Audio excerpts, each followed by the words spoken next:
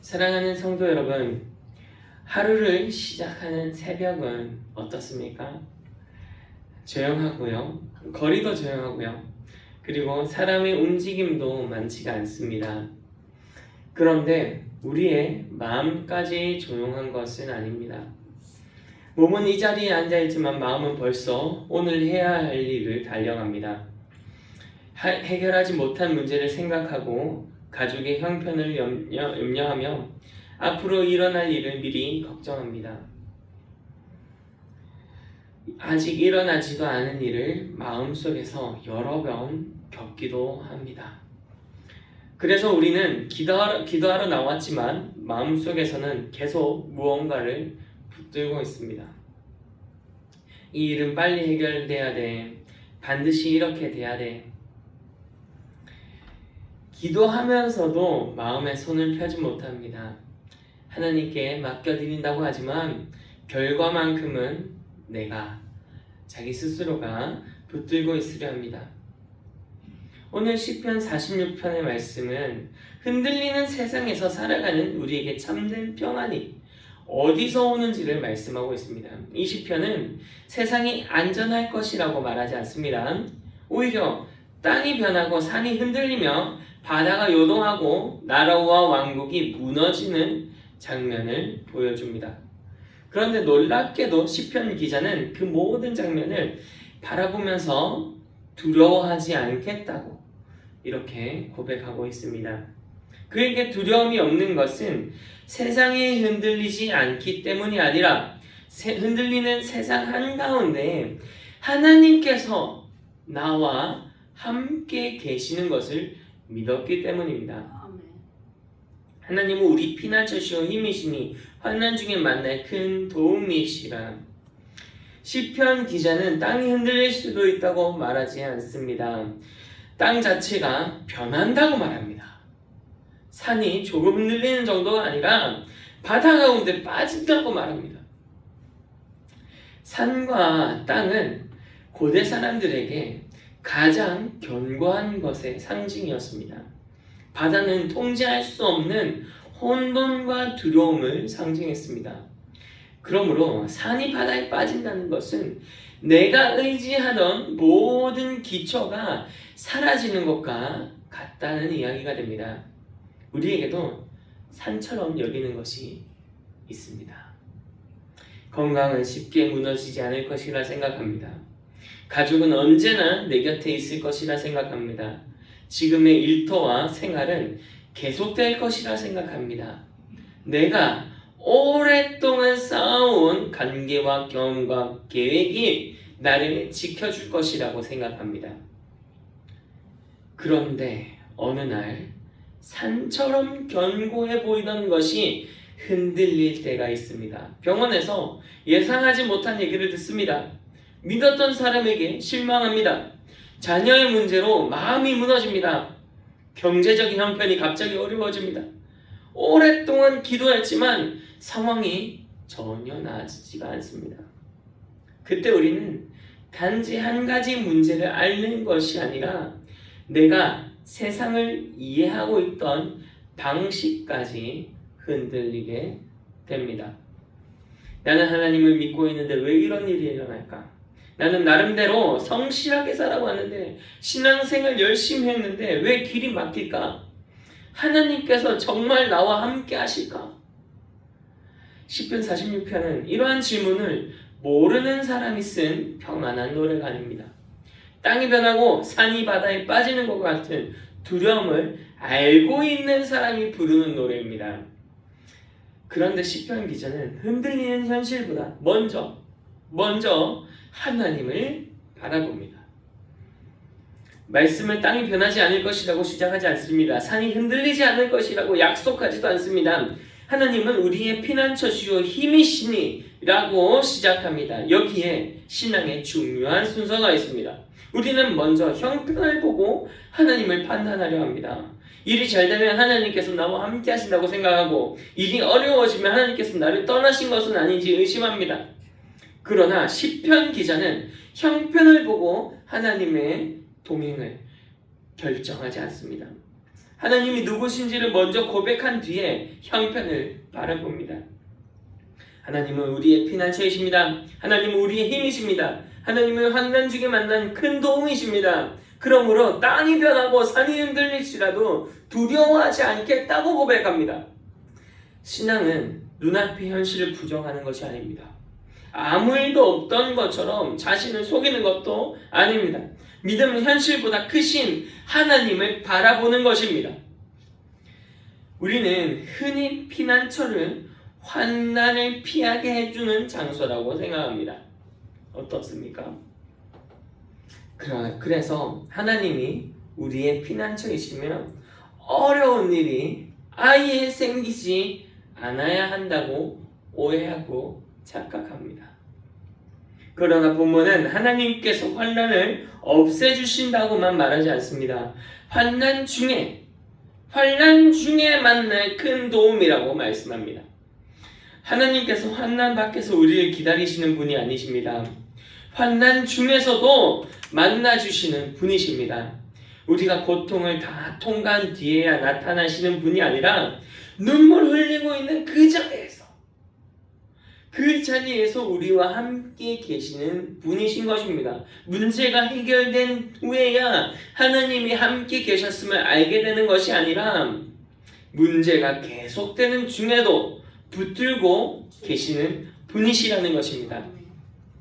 우리는 하나님께서 나를 사랑하신다면 이 문제를 빨리 없애주셔야 된다고 생각합니다. 그러나 때로는 하나님께서는 문제를 즉시 없애는 대신에 그 문제를 지나갈 수 있는 힘을 주십니다. 환경을 곧바로 바꾸시기보다 우리의 믿음을 붙드시고 우리가 무너지지 않도록 함께 걸으십니다. 우리가 원하는 것은 대개 환난으로부터의 구원입니다. 그러나 하나님께서 먼저 주시는 것은 환난 가운데에 임하시는 자신의 임재입니다. 이것이 시편 46편이 말하는 피난처입니다. 이어서 시편의 장면이 바뀝니다. 앞에서는 바닷물이 솟아나고 산이 흔들렸지만 이제 하나님의 성 안으로 시선이 옮겨집니다. 한 시내가 있어 나뉘어 흘러 하나님의 성 곧 지존하신 이의 성소를 기쁘게 하도다. 바깥에서는 바다가 요동합니다. 나라들이 떠들고 왕국이 흔들립니다. 그런데 하나님의 성 안에는 조용히 흐르는 시내가 있습니다. 예루살렘에는 세상의 큰 도시들처럼 거대한 강이 흐르지 않았습니다. 그럼에도 시편 기자는 한 시내가 하나님의 성을 기쁘게 한다고 노래합니다. 이 시내는 하나님의 성을 살리시는 하나님의 은혜와 공급을 보여줍니다. 밖에 바다는 요동하지만 하나님께서 공급하시는 생명의 물은 성 안에서 조용히 흐른다는 것입니다. 세상의 소리는 크고 요란합니다. 불안은 언제나 큰 소리로 말합니다. 이제 끝났어. 내가 붙들지 않으면 모든 것이 무너질 거야. 그러나 하나님의 은혜는 때때로 큰 소리로 다가오지 않습니다. 아침마다 주시는 말씀으로, 포기하지 않게 하시는 작은 힘으로, 곁을 지켜주는 한 사람으로, 다시 시작하게 하시는 성령의 탄식으로 조용히 새벽과 같이 흐릅니다. 우리는 큰 기적만을 하나님의 도움이라고 생각할 때가 있습니다. 그러나 내가 완전히 무너지지 않고 오늘도 하나님 앞에 나온 것 자체가 은혜입니다. 우리는 어제 그렇게 힘들었지만 다시 눈을 떠 새벽을 맞았습니다. 이것 또한 은혜입니다. 기도할 말이 없으면서도 지금 기도의 자리를 떠나지 않는 것도 은혜입니다. 마음이 답답하지만 하나님의 말씀을 듣고 싶은 갈망이 남아있는 것도 은혜입니다. 바깥의 바다는 요동하고 있지만 우리 안에는 하나님께서 흘려보내시는 은혜의 시내가 있다는 것입니다. 그리고 시편 기자는 이렇게 말합니다. 하나님이 그 성중에 계심에 성이 흔들리지 아니할 것입니다. 마지막이 죽음과 실패가 아니라는 사실을 알고 있습니다. 우리는 앞에 있는 저 천국을 향해 있습니다. 우리의 왕께서 살아계시며 마침내 모든 눈물을 닦아주실 날을 기대합니다. 시편은 같은 고백을 2번 반복합니다. 만군의 여호와께서 우리와 함께 하시니 야곱의 하나님은 우리의 피난처시로다. 만군의 여호와라는 이름은 하늘과 땅의 모든 군대를 다스리시는 하나님의 권세를 나타냅니다. 그 어떤 세력도 하나님보다 크지 않습니다. 나라들이 떠들고 왕국이 흔들려도 하나님께서 한 번 소리를 내시면 땅이 높게 됩니다. 그렇게 높고 위대하신 하나님께서 지금 우리와 함께 하신다는 것입니다. 그런데 시편 기자는 그분을 야곱의 하나님이라고 부릅니다. 아브라함의 하나님이나 이스라엘의 하나님이라고도 충분히 부를 수 있었지만 특별히 야곱의 하나님이라고 말합니다. 야곱은 완전한 사람이 아니었습니다. 자기 꾀를 의지하고 형을 속였으며 두려움 때문에 도망하였던 사람입니다. 하나님을 믿으면서도 자기 방법을 내려놓지 못했습니다. 그런 야곱을 하나님께서 버리지 않았습니다. 도망가는 길에서 만나주셨고 오랜 세월 그를 다루셨으며 마침내 자기가 자기의 힘이 아니라 하나님을 의지하도록 바꾸셨습니다. 야곱의 하나님은 우리의 피난처시로다 라는 고백은 우리에게 큰 위로가 이로써 되게 된다는 것입니다. 하나님께서는 우리에게 믿음이 부족한 순간이 있어도 언약을 버리지 않으십니다. 우리가 주님의 손을 놓을 때가 있어도 주님께서는 우리를 붙들고 계십니다. 그 하나님이 신실하신 하나님이 되시는 것이고 우리의 피난처이신 것입니다. 시편은 마지막 부분에서 전쟁터의 모습을 보여줍니다. 활과 창과 전차가 있습니다. 사람들은 서로 싸우고 자신의 힘으로 나라와 생명을 지키려 합니다. 그때 하나님께서 말씀하십니다. 이르시기를 너희는 가만히 있어 내가 하나님됨을 알지어다. 우리는 가만히 있으라라는 말씀을 아무것도 하지 말라는 뜻으로 오해하기가 쉽습니다. 기도도 하지 말고 책임도 다 하지 말며 하나님께서 모든 것을 해주실 때까지 손을 놓으라 라는 의미가 아닙니다. 이 말씀은 싸움을 멈추고 손에 쥔 것을 놓으라는 명령입니다. 내 힘으로 모든 것을 통제하려는 일을 그치라는 것입니다. 내가 하나님처럼 결과를 정하라는 것을 멈추라는 것입니다. 내가 붙들지 않으면 세상이 무너질 것처럼 생각하지 말라는 것입니다. 가만히 있어 라는 말씀은 무기력하게 포기하라는 말씀이 아니라 하나님의 자리에서 내가 하나님의 자리에서 내려오라는 것입니다. 우리는 입술로는 하나님을 믿지만 마음속에서는 자신이 하나님처럼 살아갈 때가 많습니다. 모든 것을 알아야 안심됩니다. 앞으로 어떤 일이 일어날지 예측해야 마음이 놓입니다. 사람의 마음까지 내가 바꾸려고 하고요. 가족의 미래와 교회의 앞날과 내 인생의 결과를 내 손 안에 두려고 합니다. 그러나 우리는 하나님이 아닙니다. 우리는 오늘 이후의 일을 다 할 수 없습니다. 사람의 마음을 바꿀 수도 없고 모든 위험을 막을 수도 없습니다. 아무리 애를 써도 통제할 수 없는 일이 있습니다. 우리는 오늘 이후의 일을 통제할 수 없는 것을 통제하려고 할 때에 영혼이 지치게 됨을 보게 됩니다. 하나님께서는 오늘 우리에게 이렇게 말씀하십니다. 너희는 가만히 있어. 내가 하나님됨을 알지어다. 신앙은 아무것도 하지 말라는 것이 아닙니다. 해야 할 일을 충성스럽게 감당하되 결과까지 소유하려 하지 않는 것입니다. 부모는 자녀를 사랑으로 가지고 기도해야 합니다. 하지만 자녀의 인생을 부모가 통제할 수 있나요? 우리는 병을 치료하기 위해 병을 찾고 몸을 돌봅니다. 그러나 생명과 죽음의 최종 권한이 우리에게 있나요? 맡겨진 일에 성실하고 미래를 준비해야 합니다. 그러나 내가 내 미래를 보증할 수 있나요? 우리가 감당할 몫은 순종이고 결과는 하나님의 몫입니다. 가만히 있는다는 것은 순종을 멈추는 것이 아니라 결과를 하나님께 돌려드리는 것입니다. 그래서 새벽 기도는 하나님께 많은 일을 지시하는 시간에 그쳐서는 안 됩니다. 하나님 이렇게 해주세요. 반드시 이렇게 바꿔주세요. 제가 원하는 데까지 이 응답을 주세요. 물론 우리는 원하는 것을 솔직하게 아뢰할 수 있습니다. 예수님께서도 겟세마네에서 자신의 고통을 아버지께 말씀하셨습니다. 그러나 주님의 기도는 거기서 끝나지 않습니다. 자신의 뜻이 아니라 아버지의 뜻이 이루어지기를 구하셨습니다. 우리의 기도도 바로 그 자리까지 나가야 합니다. 주님, 저는 이 문제가 해결되길 원합니다. 그러나 해결되는 방식과 때는 주님께 맡겨드립니다.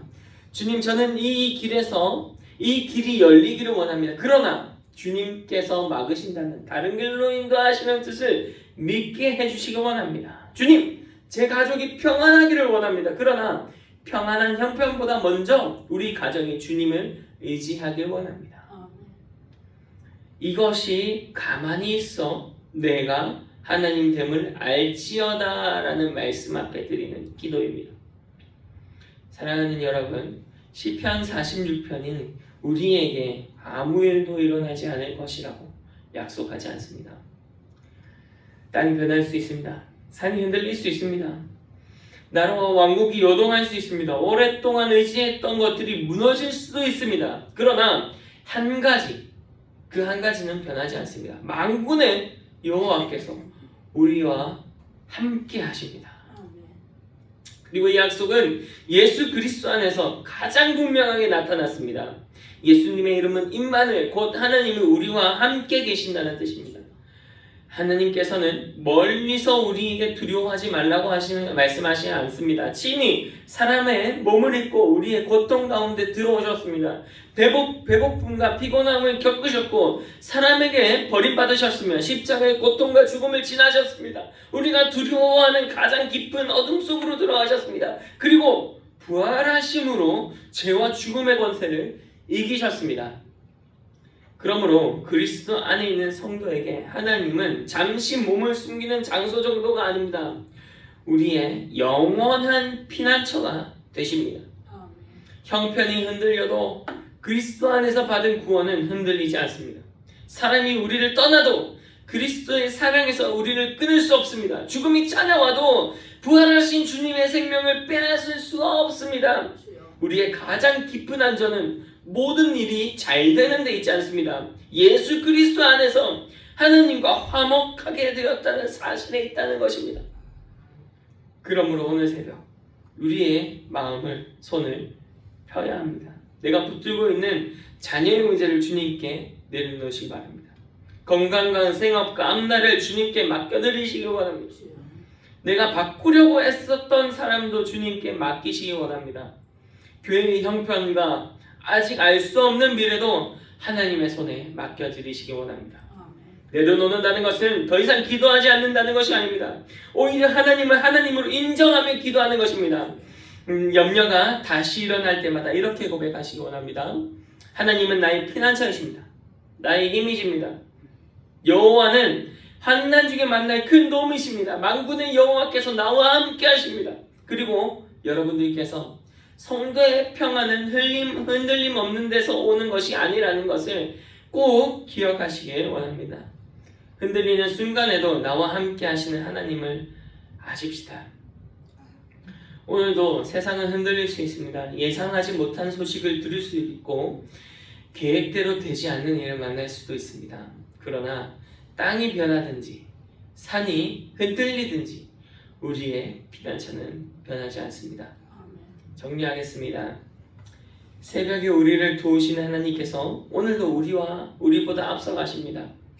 우리의 손으로 모든 것을 붙들지 않아도 됩니다. 영원한 하나님께서 우리를 붙들고 계시기 때문입니다. 오늘 하루 염려와 통제에 손을 내려놓고 하나님을 하나님으로 인정하며 살아가는 저와 여러분들이 되시기를 주님의 이름으로 축복드립니다. 기도하겠습니다.